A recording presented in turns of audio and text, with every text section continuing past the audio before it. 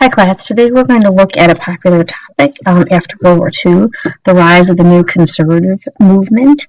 This topic is popular because I've seen it on lots of exams, and the tension between the liberals and the conservatives will be a constant theme in post-World War II history. We're looking at either whether it's the economic agenda or the political agenda or even the social issues of the time.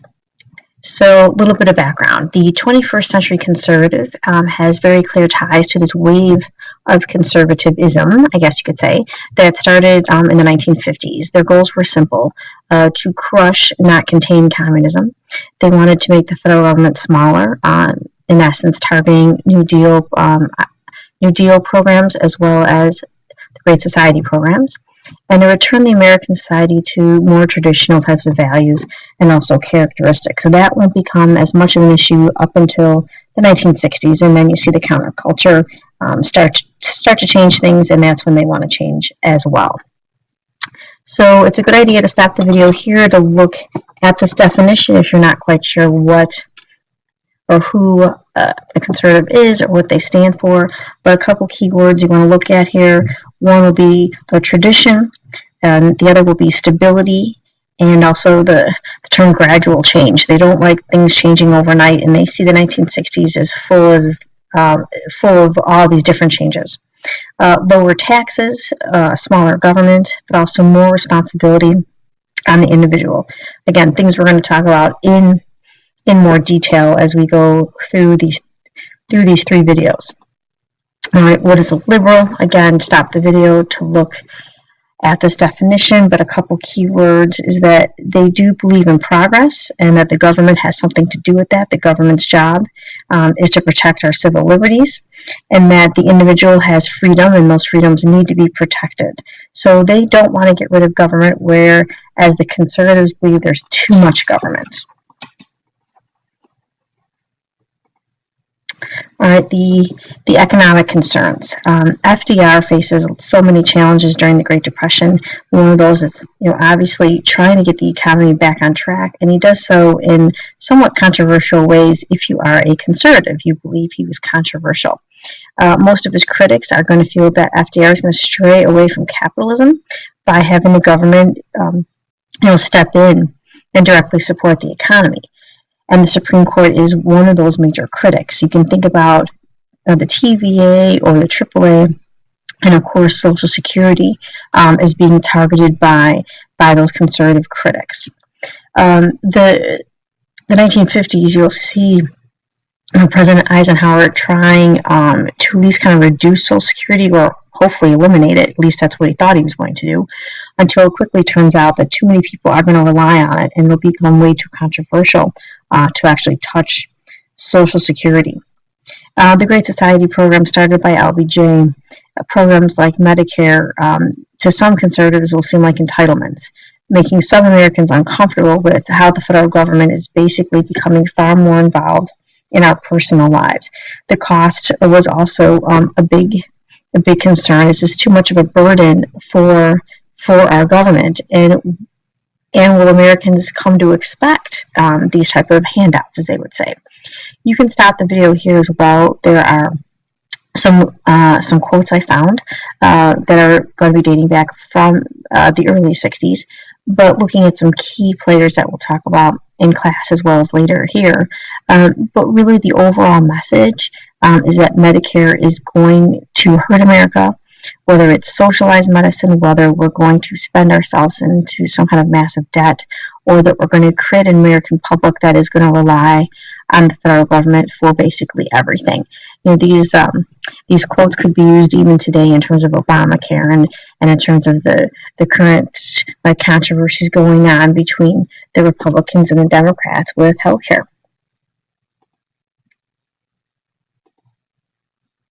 The political differences mostly will focus on communism.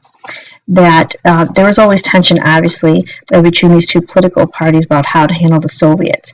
Ever since Truman is going to be blamed for losing China, where the Democrats are going to be very sensitive and don't necessarily want to look soft in terms of communism. So Kennedy's going to come out pretty strong very early on with the Bay of Pigs, but we know that is not going to work out for him, though pretty quickly he is going to rebound with the Cuban Missile Crisis and does very well with the Berlin Wall speech.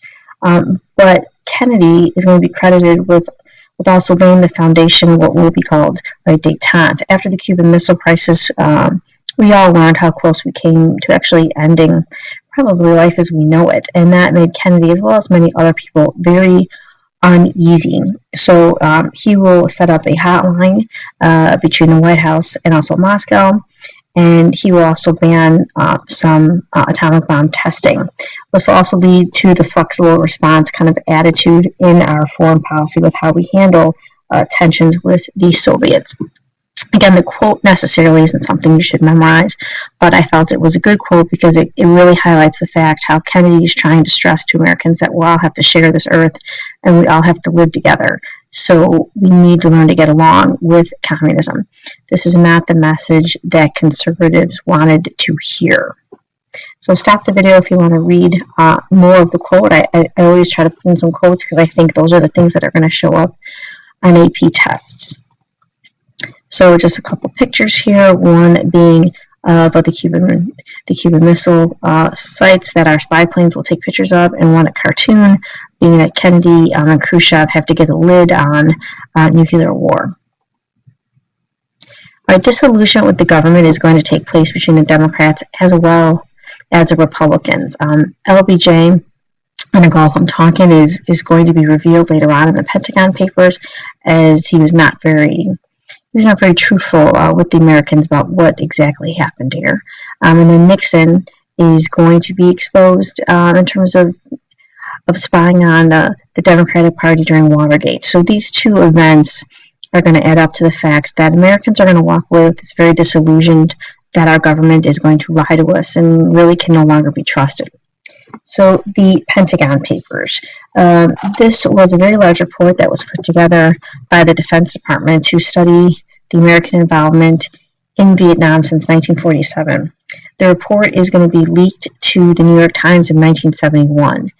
This report is going to reveal that all the presidents since Truman had either lied or misled the American public about U.S. interest in the region. Even though many Americans by the late 1960s were really questioning what we were doing in Vietnam, obviously after Tet, that's going to be the big eye-opener for most Americans that we're not winning there. And as the war continues through 1969 and 70, those questions keep coming up. So this huge reveal here of the Pentagon Papers is going to really shock Americans that yes, we were right all along, that we shouldn't have been there, even though all of the presidents were telling us that we should be there. Nixon is going to have two men who were part of this leak. They will stand trial for espionage and also conspiracy, but the trial is going to be dismissed when it is learned that Nixon had a secret team of men that are called the plumbers. They were in charge of burglarizing a psychiatrist's office. They were looking for any evidence that could possibly be used to discredit one of the defendants. Two of these plumbers will also be involved in the break-in at Watergate. Americans are going to be shocked to learn that President Nixon had abused his power in the White House and tried to cover it up. The DNC headquarters that was broken into in June 1972, and the plumbers had hoped to find documents that would reveal the Democratic plans for the 1972 election, and they also tried to tap the phones.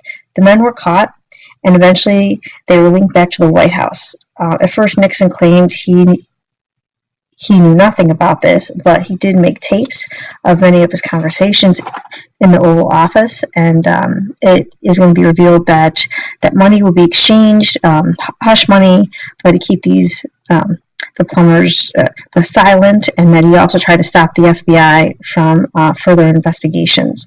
It becomes clear that he does abuse his power, and he will be forced to resign.